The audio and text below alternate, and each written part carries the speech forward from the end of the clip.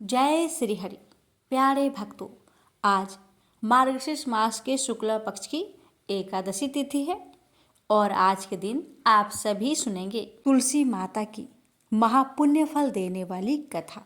इन कथाओं के श्रवण मात्र से सभी पाप नष्ट हो जाते हैं और मनोवांछित फल की प्राप्ति होती है।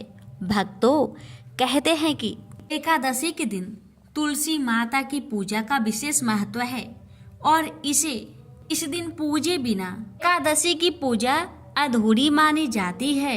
ये भक्तों, हर एकादशी के दिन तुलसी माता की कथा का श्रवण अवश्य करना चाहिए। धार्मिक मान्यताओं के मुताबिक तुलसी के पौधे में माँ लक्ष्मी का वास होता है, इसलिए तुलसी की पूजा करने से माता लक्ष्मी के साथ साथ भगवान विष्णु का भी आशीर्वाद प्राप्त होता है। एकादशी के दिन तुलसी के पत्ते नहीं तोड़ने चाहिए। ऐसा माना जाता है कि ऐसा करने से माँ लक्ष्मी का अपमान होता है। साथ ही एकादशी के दिन तुलसी पूजा करने के लिए तुलसी की 11 बार परिक्रमा करनी चाहिए। शाम के समय तुलसी पर घी का दीपक जलाना चाहिए और तुलसी माता से सुख शांति की कामना करनी चाहिए। भक्त एकादशी के दिन तुलसी माता का पूजन करके इन कथाओं का श्रवण करता है, उनके सभी मनोकामना पूर्ण हो जाते हैं। घर में सुख समृद्धि आती है, सौभाग्य में वृद्धि होती है, मनोवांछित फल की प्राप्ति होती है, सभी पाप कट जाते हैं। आइए श्रवण करते हैं माँ तुलसी की पावन कथा। ओम नमो भगवते वासुदेवाय। प्यारे भक्तों, आज अजय एकादशी व्रत में जरूर सुनिए माँ तुलसी की कथा, क्योंकि अगर आप जगत के पालनहार भगवान विष्णु को प्रसन्न करना चाहते हैं तो एकादशी तिथि पर स्नान ध्यान के बाद विष्णु भगवान का पूजन करें। इस समय कच्चे दूध में केसर और तुलसी दल मिलाकर भगवान विष्णु का अभिषेक करें। ऐसा करने से भगवान विष्णु शीघ्र ही प्रसन्न हो जाते हैं और उनकी कृपा से साधक के सभी बिगड़े काम बन जाते हैं। साथ ही आर्थिक तंगी भी दूर होती है। भगवान विष्णु को तुलसी अति प्रिय है, अतः एकादशी तिथि के दिन स्नान ध्यान के बाद भगवान विष्णु के पूजन के समय तुलसी माता का भी पूजन करें और तुलसी माता की कथा का श्रवण अवश्य करें। ताकि एकादशी के दिन तुलसी के पौधे में जल अर्घ्य नहीं देना चाहिए। एकादशी के पूजन के समय तुलसी माता के मंत्रों का जप करें। एकादशी व्रत में तुलसी माता का पूजन करने से और तुलसी माता की कथा के श्रवण करने से भगवान विष्णु शीघ्र ही प्रसन्न हो जाते हैं और सभी मनोकामना पूर्ण करते हैं। तो कथा को बड़े ही श्रद्धा प्रसन्नचित मन से पूरा अवश्य सुनेगा। तो आइए श्रवण करते हैं कथा। एक बुढ़िया माई तुलसी जी को सींचती और कहती कि हे तुलसी माता, सत की दाता, मैं तेरा बिरला सींचती हूँ। मुझे बाहु दे, पीताम्बर की धोती दे, मीठा मीठा घास दे, बैकुंठा में बास दे, चटक की चाल दे, पाटक की मौत दे, चंदन का काठ दे, रानी सा राज दे, दाल भात का भोजन दे, 11 की मौत दे, कृष्णा जी का कांधा दे। तब तुलसी माता यह सुनकर सूखने लगी तो भगवान ने पूछा कि हे तुलसी, तुम क्यों सूख रही हो? तुलसी माता ने कहा कि एक बुढ़िया रोज आती है और यही बात कह जाती है, मैं सब बात तो पूरा कर दूंगी, लेकिन कृष्ण का कंधा कहाँ से लाऊंगी? तो भगवान बोले, जब वो मरेगी तो मैं अपने आप ही कंधा देने आऊंगा। तू बुढ़िया माई से कह देना। जब बुढ़िया माई मर गई, सब लोग आ गए। जब माई को ले जाने लगे तो वह किसी से न उठी। तब भगवान एक 12 बरस के बालक का रूप धारण करके आए। बालक ने कहा, मैं कान में एक बात कहूँगा तो बुढ़िया माई उठ जाएगी। बालक ने कान में कहा, बुढ़िया माई मन की निकाल ले, पीताम्बर की धोती ले, मीठा मीठा ग्रास ले, बैकुंठा में बास ले, चटक की चाल ले, पटक की मौत ले, कृष्ण जी का कांधा ले। यह सुनकर बुढ़िया माई हल्की हो गई। भगवान ने कंधा दिया और बुढ़िया माई को मुक्ति मिल गई। हे तुलसी माता, जैसे बुढ़िया माई को मुक्ति दी वैसे सबको देना। प्रेम से बोलिए तुलसी महारानी की जय। एक बार लक्ष्मी माँ सरस्वती और माँ गंगा के बीच किसी बात को लेकर बहस हो जाती है और यह बहस इतनी ज्यादा बढ़ जाती है कि एक दूसरे को श्राप दे देती है। गंगा माँ ने माता लक्ष्मी से कहा कि तुमने मुझे नदी का वेग बनाया है, तो मैं तुम्हें श्राप देती हूँ कि तुम एक पौधा बन जाओ जो वृंदा बनकर बाद में तुलसी का पौधा बने। तभी वहां माँ पार्वती आ जाती है और कहती है कि आखिर आप लोग एक दूसरे से क्यों लड़ रहे हो। माँ गंगा कहती है कि लक्ष्मी मेरे ऊपर हंसी है, इसलिए मैंने श्राप दे दिया। इस बात पर माँ पार्वती कहती है कि आप लोगों ने गुस्से में एक दूसरे को श्राप दे दिया, लेकिन इस बात का भान है कि आप श्राप के कारण कितना कष्ट झेलना पड़ता है। माँ पार्वती कहती है कि 84 लाख योनियों में से 20 लाख योनियां वृक्ष और पौधे की है। लक्ष्मी, तो आप बताइए कि एक बार पौधे के रूप में धरती में जाने के बाद आपको वृक्ष या पौधे के रूप में किस किस योनि पर रहना पड़ेगा। माँ लक्ष्मी को अपने भूल का पछतावा हुआ और उन्होंने माँ पार्वती से सहायता मांगी और कहा कि कुछ ऐसा ही हो सकता है कि 20 लाख योनिया में से एक बार मैं ही छूट जाऊं। ऐसे में माँ पार्वती ने कहा कि इस शाम का हल मेरे पास तो नहीं है, लेकिन इसका हल महादेव ही बता सकते हैं। महादेव ही है जो हर तरह की योनि से छुटकारा दिला सकते हैं।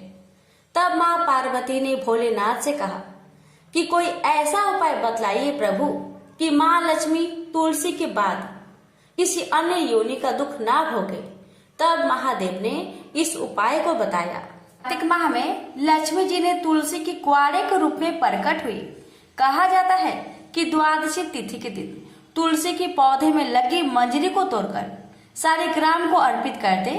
ऐसा करने से माँ लक्ष्मी का पौधे की योनि से मुक्ति मिल जाती है और वह किसी अन्य पेड़ पौधे की योनि में नहीं जाती है और मोक्ष पा लेती है। इसके साथ ही ऐसा करने से व्यक्ति को माँ लक्ष्मी का सुख समृद्धि धन संपदा ऐश्वर्य का आशीर्वाद देती है। तुलसी मंजरी को भगवान कृष्ण को भी चढ़ाया जा सकता है। ऐसा करने से माँ लक्ष्मी के साथ कृष्ण भगवान प्रसन्न होते हैं। प्रेम से बोलिए तुलसी माता की जय, लक्ष्मी नारायण की जय। तुलसी माता और गणेश भगवान की कथा। भगवान श्री गणेश को तुलसी नहीं चढ़ती। इसके पीछे पुराणों में एक रोचक कथा मिलती है।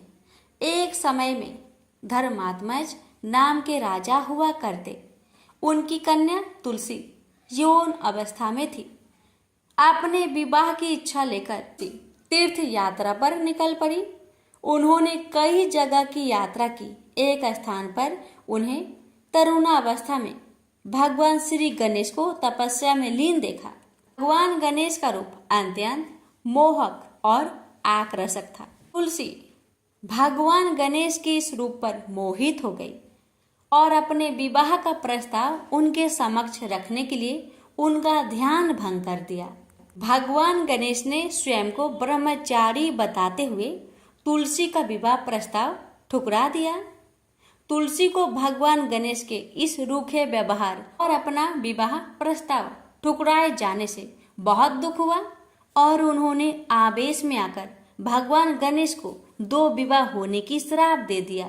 इस पर श्री गणेश ने भी तुलसी को असुर से विवाह होने का श्राप दे डाला। बाद में तुलसी को अपनी भूल का एहसास हुआ और भगवान गणेश से क्षमा मांगी। ना तुम्हारा श्राप खाली जाएगा ना मेरा। मैं रिद्धि और सिद्धि का पति बनूंगा और तुम्हारा भी विवाह राक्षस जलांधर से अवश्य होगा। लेकिन अंत में तुम भगवान विष्णु और श्री कृष्ण की प्रिया बनोगी और कलयुग में भगवान विष्णु के साथ तुम्हें पौधे के रूप में पूजा जाएगा। लेकिन मेरी पूजा में तुलसी का प्रयोग नहीं किया जाएगा। प्रेम से बोलिए तुलसी माता की जय, गणेश भगवान की जय। एक बार देवराज इंद्र देवगुरु बृहस्पति के साथ भगवान शिव का दर्शन करने कैलाश गए। महादेव ने दोनों की परीक्षा लेनी चाहिए, इसलिए रूप बदलकर अवधूत बन गए। उनके शरीर पर कोई वस्त्र न था। उनका शरीर जलती हुई अग्नि के समान धधक रहा था और अत्यंत भयंकर नजर आते थे। अवधूत दोनों के रास्ते में खड़े हो गए। इंद्र ने एक विचित्र पुरुष को रास्ते में खड़े देखा तो चौंके। इंद्र को देवराज होने पर गर्व घेरने लगा। उन्होंने उस भयंकर पुरुष से पूछा, तुम कौन हो? भगवान शिव अभी कैलाश पर विराज रहे हैं या कहीं भ्रमण पर है? मैं उनके दर्शन के लिए आया हूँ।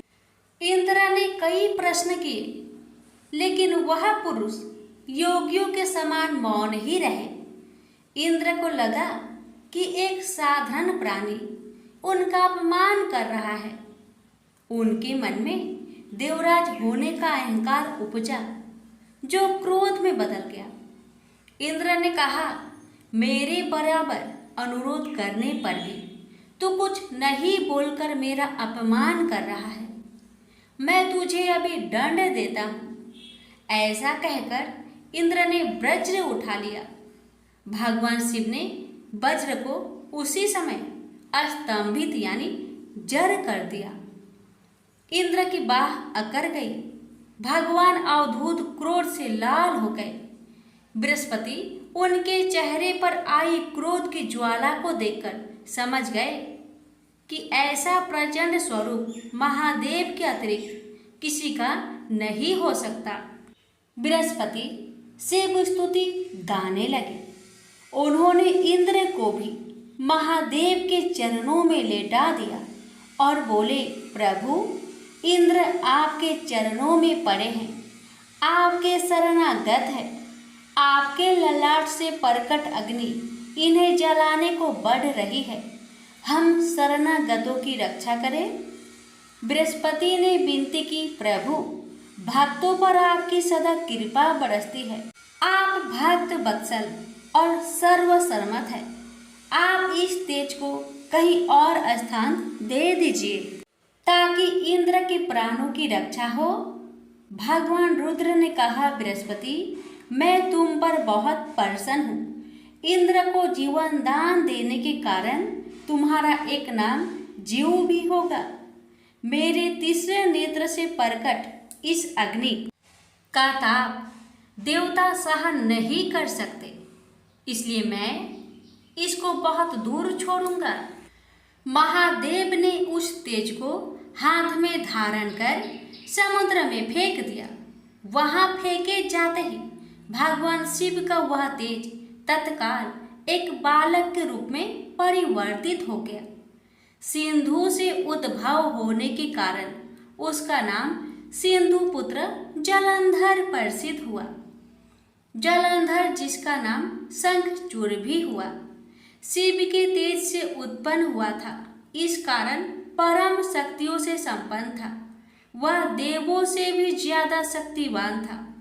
वह उस तेज से पैदा हुआ था जो इंद्र को समाप्त करने वाला था।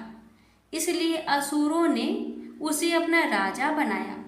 अवधूत रूप में यह लीला करने के बाद महादेव अंतर्ध्यान हो गए। इंद्र के गर्व का भंजन भी हुआ। भगवान के दर्शन भी हो गए। तुलसी से जुड़ी एक कथा बहुत प्रचलित है। श्रीमद् देवी भागवत पुराण में इनके अवतरण की दिव्य लीला कथा भी बनाई गई है। एक बार शिव ने अपने तेज को समुद्र में फेंक दिया था। उससे एक महातेजस्वी बालक ने जन्म लिया। यह बालक आगे चलकर जालंधर के नाम से पराक्रमी दैत्य राजा बना। इसकी राजधानी का नाम जालंधर नगरी था। दैत्यराज काल नेमि की कन्या वृंदा का विवाह जालंधर से हुआ। जालंधर महाराक्षस था। अपनी सत्ता के मद में चूर उसने माता लक्ष्मी को पाने की कामना से युद्ध किया, परंतु समुद्र से ही उत्पन्न होने के कारण माता लक्ष्मी ने उसे अपने भाई के रूप में स्वीकार किया। वहां से पराजित होकर वह देवी पार्वती को पाने की लालसा से कैलाश पर्वत पर गया। भगवान देवाधिदेव शिव का ही रूप धरकर माता पार्वती के समीप गया, परंतु मां ने अपने योग बल से उसे तुरंत पहचान लिया तथा वहां से अंतर ध्यान हो गई। देवी पार्वती ने क्रोध होकर सारा वृत्तांत भगवान विष्णु को सुनाया। जालंधर की पत्नी वृंदा अत्यंत पतिव्रता स्त्री थी। उसी के पतिव्रत धर्म की शक्ति से जालंधर ना तो मारा जाता था और ना ही पराजित होता था। इसलिए जालंधर का नाश करने के लिए वृंदा के पतिव्रत धर्म को भंग करना बहुत जरूरी था। इसी कारण भगवान विष्णु ऋषि का भेष धारण कर वन में जा पहुंचे, जहां वृंदा अकेली भ्रमण कर रही थी। भगवान के साथ दो मायावी राक्षस भी थे, जिन्हें देखकर वृंदा भयभीत हो गई। ऋषि ने वृंदा के सामने पल में दोनों को भस्म कर दिया। उनकी शक्ति देखकर वृंदा ने कैलाश पर्वत पर महादेव के साथ युद्ध कर रहे अपने पति जालंधर के बारे में पूछा। ऋषि ने अपनी माया जाल से दो बानर प्रकट किए। एक बानर के हाथ में जालंधर का सिर था तथा दूसरे के हाथ में धर। अपने पति की यह दशा देखकर वृंदा मूर्छित होकर गिर पड़ी। होश में आने पर उन्होंने ऋषि रूपी भगवान विष्णु से विनती की कि वह उसके पति को जीवित करे। भगवान ने अपनी माया से पुनः जालंधर का सिर धड़ से जोड़ दिया, परंतु स्वयं भी वह उसी शरीर में प्रवेश कर गए। वृंदा को इस छल का जरा आभास न हुआ। जालंधर बने भगवान के साथ वृंदा पतिव्रता का व्यवहार करने लगी, जिससे उसका अस्तित्व भंग हो गया। ऐसे होते ही वृंदा का पति जालंधर युद्ध में हार गया। इस सारी लीला का जब वृंदा को पता चला तो उसने क्रोध होकर भगवान विष्णु को शीला होने का श्राप दे दिया तथा स्वयं सती हो गई। जहाँ वृंदा भस्म हुई वहाँ तुलसी का पौधा उगा। भगवान विष्णु ने वृंदा से कहा, हे वृंदा, तुम अपने अस्तित्व के कारण मुझे लक्ष्मी से भी अधिक प्रिय हो गई हो। अब तुम तुलसी के रूप में सदा मेरे साथ रहोगी। जो मनुष्य भी मेरे शालिग्राम रूप के साथ तुलसी का विवाह करेगा उसे इस लोक और परलोक में विपुल यश प्राप्त होगा। जिस घर में तुलसी होती है वहाँ यम के दूत भी असमय नहीं जा सकते। गंगा व नर्मदा के जल में स्नान तथा तुलसी का पूजन बराबर माना जाता है। चाहे मनुष्य कितना भी पापी क्यों न हो, मृत्यु के समय जिसके प्राण मंजरी रहित तुलसी और गंगा जल मुख में रखकर निकल जाते हैं, वह पापों से मुक्त होकर बैकुंठ धाम को प्राप्त होता है। जो मनुष्य तुलसी व आंवले की छाया में अपने पितरों का श्राद्ध करता है उसके पितर मोक्ष को प्राप्त हो जाते हैं।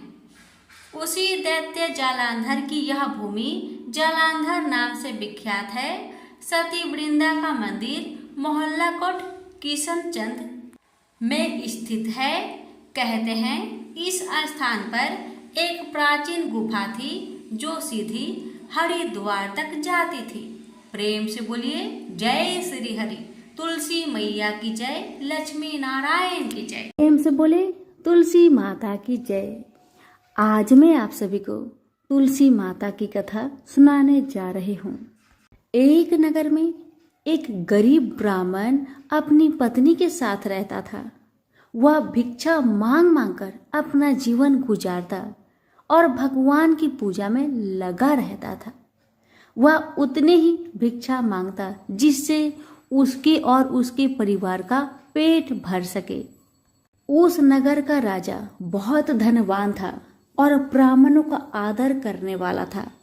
राजा किसी भी ब्राह्मण को अपने महल से खाली हाथ नहीं जाने देते थे। दूर दूर से ब्राह्मण राजा के पास आते और मुंह मांगा दान लेकर आशीर्वाद देते हुए वापस चले जाते थे। एक दिन ब्राह्मण की पत्नी ने ब्राह्मण से कहा कि दूर दूर के ब्राह्मण राजा से मनचाहा दान लेकर चले आते हैं और तुम भी यहाँ रहकर राजा के पास नहीं जाते। जन्म भर में कंगाली का झक झेलूं, आज तुम जाओ और राजा से कुछ मांग कर लाओ। ब्राह्मण ने पत्नी को समझाते हुए कहा, तू तो बावड़ी है, हमें धन की क्या जरूरत, हमें इतना तो मिल ही जाता है जिससे हम अपना पेट भर सके। और राजा का धन तो अच्छा नहीं होता, वो हमें नहीं लेना चाहिए। ब्राह्मण की पत्नी जिद पर अड़ गई और बोली, मैं तुम्हारी एक भी बात सुनने वाली नहीं। कब तक हम कंगाली में जीते रहेंगे? तुम तो रोज माला लेकर बैठ जाते हो। अपने बच्चे को क्या खिलाएंगे और क्या पहनाएंगे? जब बच्चे दूसरे बच्चों को पहनते, ओढ़ते और खाते पीते देखेंगे तो उनका भी मन ललचाएगा। अब तुम राजा के पास जाओ। राजा बहुत भला व्यक्ति है, वो हमें मुंह मांगा दान जरूर देंगे। मजबूर होकर ब्राह्मण राजा के महल की ओर चल पड़ा, पर राजा उस समय महल में नहीं था। ब्राह्मण को वापस लौटना पड़ा। दूसरे दिन ब्राह्मण की पत्नी ने ब्राह्मण को फिर से महल में भेजा, परंतु राजा फिर से महल में नहीं मिला। तीसरे दिन राजा महल में गया और उसने ब्राह्मण का स्वागत किया और उसे आसन पर बैठाया और साथ में ब्राह्मण देवता से 2 दिन न मिल पाने के लिए क्षमा भी मांगी। राजा ने कहा, मैं आपकी क्या सेवा कर सकता हूँ? ब्राह्मण ने कहा, जो मैं मांगू वो आप दे सकेंगे? राजा ने कहा, हाँ हाँ कहिए, मैं आपकी क्या सेवा कर सकता हूँ? ब्राह्मण ने निवेदन किया, महाराज मैं कुछ और नहीं चाहता, बस आप मुझे अपने पसीने की कमाई से 4 पैसे दान में दे दीजिए। ब्राह्मण की बात सुन राजा बहुत हैरान हो गए और मन ही मन सोचने लगे कि मेरे महल में कितने सारे धन पड़े हैं पर मेरी मेहनत की एक कौड़ी भी नहीं है। राजा ने ब्राह्मण से कहा, आप मुझे 1 दिन का समय दे, मैं कल आपको आपका मुंह मांगा दान दूंगा। ब्राह्मण महल से अपने घर को खाली हाथ ही लौट आए। ब्राह्मण को खाली हाथ आता देख पत्नी बोली, क्या हुआ, राजा ने कुछ दिया नहीं? ब्राह्मण बोला, राजा ने कल देने के लिए कहा है। ब्राह्मण की पत्नी सोचने लगी, शायद इन्होंने बहुत सारा धन मांगा होगा और राजा को इसकी व्यवस्था करने में समय लग रहा होगा, इसलिए कल बुलाया है। दूसरी ओर राजा ने अपने राजसी कपड़े बदलकर फटे पुराने कपड़े पहने और मजदूर जैसा भेष बना लिया। जब राजा की पत्नी ने देखा और कारण पूछा तो राजा ने सब कुछ बताया। रानी बोली, मैं भी आपके साथ चलूंगी। राजा के हाँ कहने पर रानी भी पुरानी साड़ी पहनकर आ गई। इस प्रकार राजा रानी मजदूरी की तलाश में शहर निकले। लुहारों के मोहल्ले में जाकर राजा ने आवाज लगाई, किसी को मजदूर चाहिए? आखिरकार एक लुहार ने उन्हें बुला लिया, जो पहिए पर हाल चढ़ाने की तैयारी कर रहा था। उसने राजा से कहा, देखो तुम्हें पहले खलात ठोकनी पड़ेगी और जब आग आ जाए उसके बाद घन पिटना होगा। फिर रानी की ओर देखकर कहा, तुम्हें कुएं से पानी लेकर होदी भरनी होगी और कोयले वाले घर से कोयला लेकर भट्टी में डालना होगा। तुम दोनों के दिन भर काम करने के लिए मैं तुम्हें 2-2 आने दूंगा। अगर काम पसंद हो तो बोलो, नहीं तो अपना रास्ता नापो। राजा रानी लोहार के बताए काम को करने लगे। राजा खलात ठोकने लगा पर उससे काम ठीक से नहीं हो पा रहा था। लोहार नाराज होकर राजा को ठीक से काम करने के लिए कहता है। राजा जैसे तैसे अपना काम करने लगा। रानी भी कुएं से पानी भरकर लाने लगी। रानी के हाथ में फफोले पड़ गए।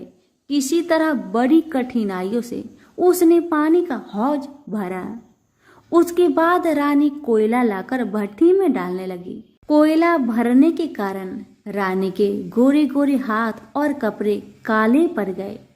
भट्टी में आग आने पर लोहार ने पात भट्टी में से निकालकर पहियों पर जमाई और एक घन अपने हाथ में लेकर और एक राजा के हाथ में देकर कहा, देखो बारी बारी से घन इस पर पटकना, हाथ इधर उधर ना होने पाए। राजा जोर जोर से घन पटकने लगा, लेकिन उसका निशाना ठीक नहीं बैठता था।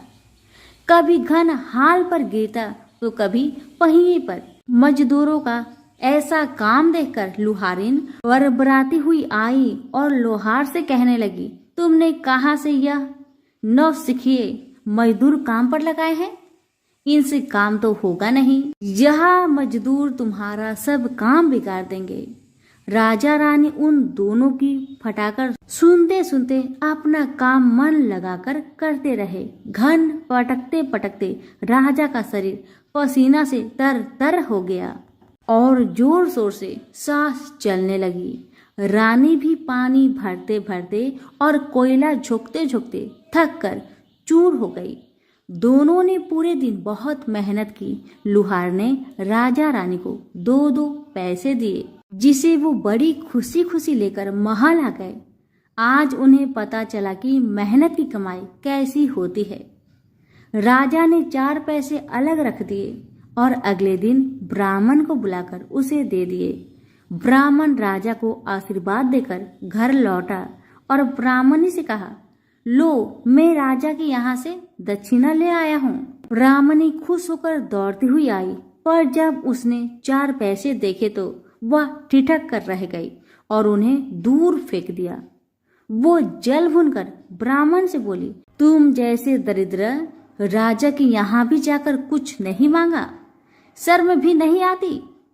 इतना कहकर रूठ कर चली गई और बहुत देर तक बरबराती रही।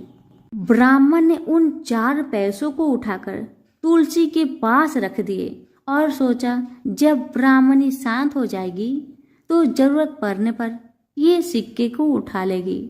परंतु कई दिनों तक पैसे वहीं रखे रहे और फूल बेलपत्र ऊपर से गिर गिर कर मिट्टी में दब गए। ब्राह्मण और ब्राह्मणी दोनों ही उन सिक्कों के बारे में भूल गए। कुछ दिनों के बाद तुलसी जी के घर में 4 पौधे उगे। चारों पौधे बहुत सुंदर थे।